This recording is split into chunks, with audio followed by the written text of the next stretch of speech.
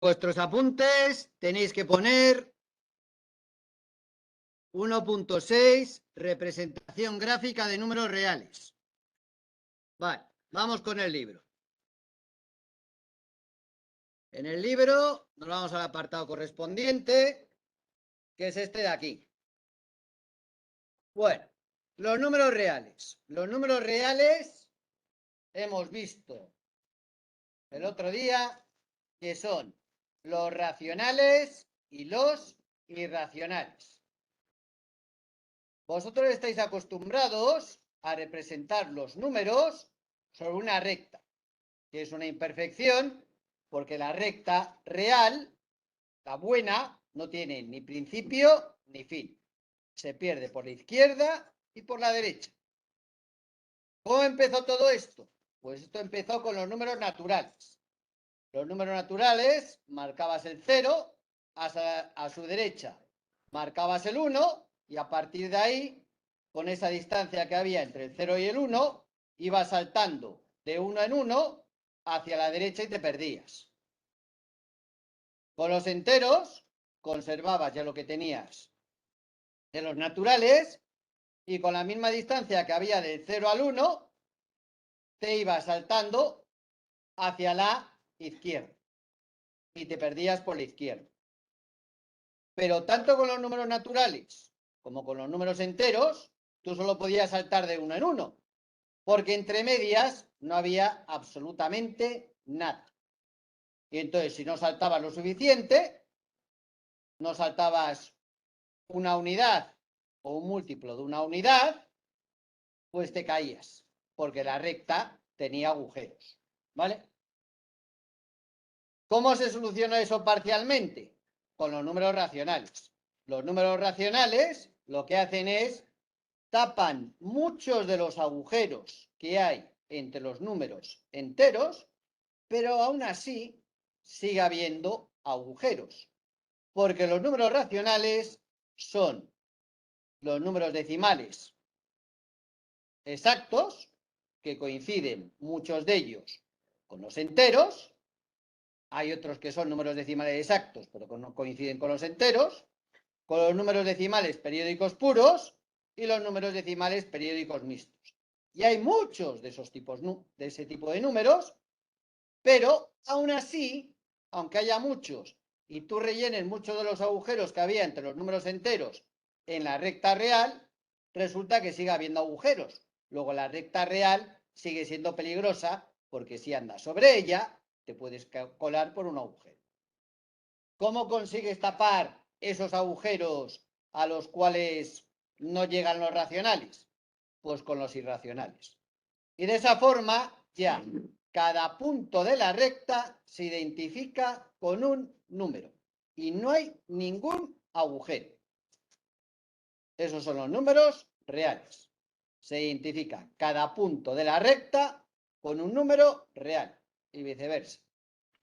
¿Vale? Y ya no hay ningún tipo de agujero y puede de problemas. Pues a la hora de representar números hay que distinguir que esos números sean racionales o que esos números sean irracionales. ¿Por qué? Porque los racionales tienen una ventaja sobre los irracionales. Los racionales sí, hay números que expresados en forma decimal tienen infinitas cifras, ya, pero en vez de utilizar las infinitas cifras del número decimal asociado, utilizo la fracción para representar ese número racional. ¿Y eso cómo se hace? Pues eso se hace de la siguiente forma. En primer lugar, dado una fracción, hay que distinguir si el numerador es más grande o más pequeño que el denominador. Caso de que la fracción que te dan el numerador sea más pequeño que el denominador, pues tú ya tienes que saber, tienes que tener la suficiente experiencia como para decir, este número está entre 0 y 1, si es positivo. Si es negativo, pues estaría entre 0 y menos 1. Vale. Este número va a estar entre 0 y 1. ¿Dónde? Se puede hacer entre comillas, chapuceramente, porque de hecho es chapuceramente, tú te coges, pintas del 0 al 1, lo divides en 5 partes iguales y coges 3. Esa sería una forma muy aproximada de hacerlo. ¿Lo quieres hacer perfectamente, matemáticamente muy bien hecho? Pues lo que haces es 0 al 1. Desde el 0 trazas un segmento oblicuo. Sobre ese segmento oblicuo marcas 1, 2, 3, 4, 5 puntitos que estén entre sí a la misma distancia. Ahora, unes el último punto con el 1, que es lo que tienes aquí hecho.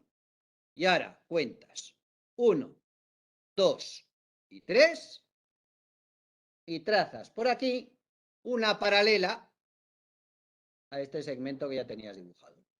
Pues aquí está el 3/5. Colocadito, perfectamente colocadito, entre comillas, porque siempre, como estoy trabajando con rectas, pues os podéis equivocar con reglas, ¿vale? Entonces, pero es mucho mejor que lo de, a ojo, a ver, 5 trocitos y me cojo 3. Y esa es la forma de representar un número que tiene la propiedad de que su numerador es más pequeño que el denominador.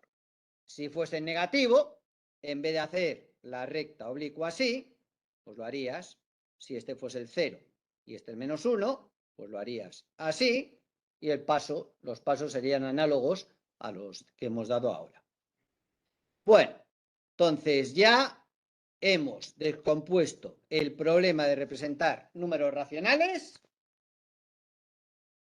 en 2 tipos. ¿Por qué? Porque hemos dicho numerador menor que denominador, pues ahora nos vamos al otro, ¿vale? ¿Cuál es el otro? Pues el otro caso es, por ejemplo, este de aquí. Aquí el numerador es más grande que el denominador. ¿Y esto cómo se hace? Pues me voy a intentar llevar la situación a algo que ya sabía hacer muy bien. ¿Y eso cómo lo consigues? Pues sencillito. Tú tienes 61 partido por 7. Eso es más que 1. Más que 2, más que 3, más que 4, más que 5, más que 6, más que 7, más que 8, más que 9. Pues para asegurarme, hago la división de 61 entre 7. Me queda 8 y de resto 5. Y no sigo dividiendo. ¿Esto qué significa? Pues que 61 partido por 7 es 8 más 5 partido por 7. Porque aquí me quedan 5 sin repartir. Y estos 5 los tengo que repartir entre los 7. Ya cada uno de esos 7 se ha llevado 8, ¿no? Pero hay 5 séptimos que están sin repartir. Entonces, ¿dónde va ese número? Pues este número es más grande que 8, pero más pequeño que 9, porque esto, al ser una fracción cuyo numerador es más pequeño que el denominador, no llega a 1. Pinto el trozo de recta que va desde 8 hasta 9. Segmento auxiliar. Dividido en 7 trocitos iguales. Uno el extremo de este segmento auxiliar con el 9. Y ahora, por 1, 2, 3, 4 y 5, trazo una paralela a este de aquí.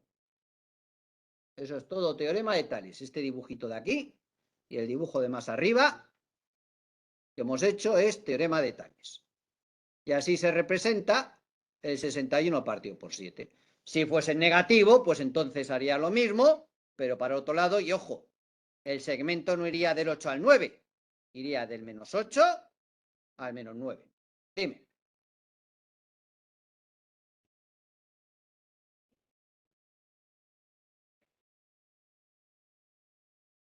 Puede dividir con compás o incluso con la regla.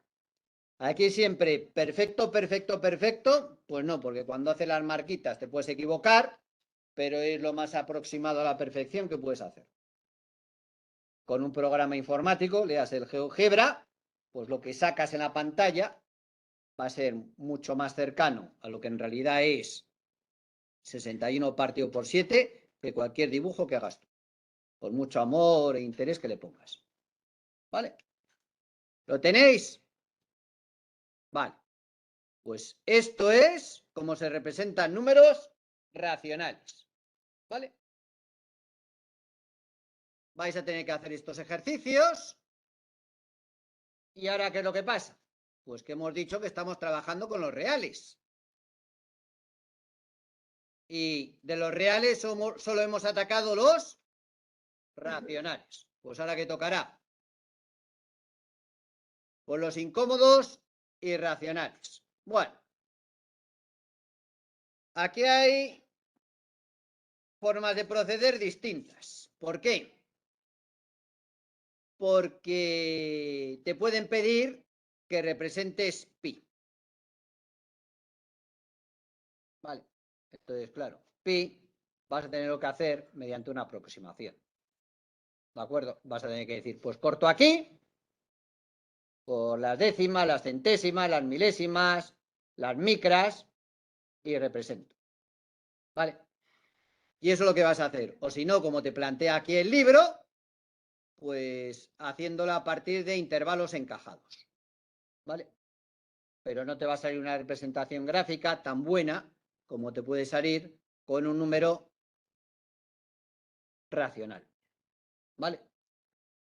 Pero claro, dentro de los números irracionales, aparte de que tengas pi, e y otras constantes que aparecen por ahí en física, ¿vale? Que tienes en un momento dado que cortar y dependiendo de la potencia de tu dibujo, pues cogen más o menos decimales, ¿vale? Tienes también el caso de las raíces inexactas, ¿vale? Y entonces aquí ya la cosa se complica más, ¿vale? Para poder dibujar. En vuestro libro te dicen, vamos a representar raíz de 7. Entonces, para hacer la representación de raíz de 7, siguen estos pasos. Primero hacen un segmento que mida 7. Y a continuación de este, uno que mida 1. ¿Vale? Trazas una semicircunferencia de diámetro 8. Por lo tanto, tú vas a tener que cogerte el punto medio de este segmento. Aquí tendrás que medir 4 y trazar esta mitad de la circunferencia. ¿De acuerdo? Cuyo radio mide 4. ¿Y ahora qué haces? Por este puntito de aquí, que esto medía de 1 a 7, ¿vale? Trazas un segmento que vaya perpendicular a este que ya tienes y que corte a la circunferencia. ¿Vale? Pues esto que está aquí es raíz de 7. ¿Vale? ¿Y luego qué haces? Pues con esa medida de raíz de 7, coges el compás, marcas el 0 y pintas raíz de 7. ¿Vale? ¿Y por qué será esto raíz de 7? Y aquí tenéis la razón. ¿Vale? En esa construcción que has hecho aquí arriba, ¿de acuerdo? Pues tú puedes marcar dos triángulos rectángulos. Uno este, ¿vale? Y otro este de aquí. ¿Vale? Entonces, estos dos triángulos rectángulos son semejantes. ¿Por qué? Pues fijaros, aquí está el ángulo recto en los dos, ¿no? ¿Sí o no? Este ángulo de aquí, que está aquí, mide 90. ¿Vale? Porque deberíais de saber que si yo tengo una semicircunferencia, ¿vale? Y elijo un punto de ella y trazo el triángulo que se forma al unir desde este punto sobre la circunferencia a los extremos del segmento. Este triángulo que te queda, su ángulo aquí siempre es recto, ¿vale? Por cuestiones de ángulos inscritos, ángulos centrales, ¿vale? Que eso lo veremos más adelante. Cuestión de geometría. Entonces, tú tienes que este es 90, por lo tanto, como en todo triángulo, la suma de sus ángulos interiores es 180 grados, ¿vale? Si este en el grande vale 90 y estos dos suman 90, pues este de aquí será lo mismo que este, ¿no? ¿Sí o no? Por lo tanto, este de aquí será lo mismo que este, ¿no? Entonces tienes dos triángulos cuyos ángulos respectivos son iguales. Por lo tanto, por los criterios de semejanza, este triángulo grande y este triángulo pequeño son semejantes. Luego los lados correspondientes son proporcionales.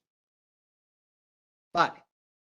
Entonces, este es un cateto y otro cateto, ¿no? Y este es un cateto y otro cateto, ¿no? ¿Sí o no? Pues cateto largo del pequeñito entre cateto largo del grande será lo mismo que cateto del pequeñito entre cateto del grande, ¿no? ¿Sí o no? Producto de medios, perdón, producto de extremos es igual a producto de medios. Luego, si x al cuadrado es 7, ¿cuánto vale el x? Raíz de 7. ¿Y dónde está ese x? Pues este de aquí. Esta es la justificación de por qué esto de aquí mide raíz de 7. Entonces, daros cuenta que aquí estábamos trabajando álgebra porque estábamos con los números y de repente hemos saltado a geometría. Y hemos empleado geometría para la representación de números irracionales, en concreto de raíces inexactas, y también hemos utilizado la geometría para la representación de números racionales. Aquí, teorema de Tales. Aquí, ángulos inscritos y centrales de circunferencia, semejanza de triángulos, ¿vale? Pues aquí las matemáticas, a pesar de que empieces por separado, no, es que estoy dando análisis, no, es que estoy dando álgebra. De repente, utilizas, por ejemplo, la geometría para razonar que las cosas que tú estás haciendo están bien hechas. ¿De acuerdo? ¿Vale? ¿Lo tenéis? Estos de aquí no los hacéis, ¿vale? Solo tenéis que hacer los ejercicios de la página anterior.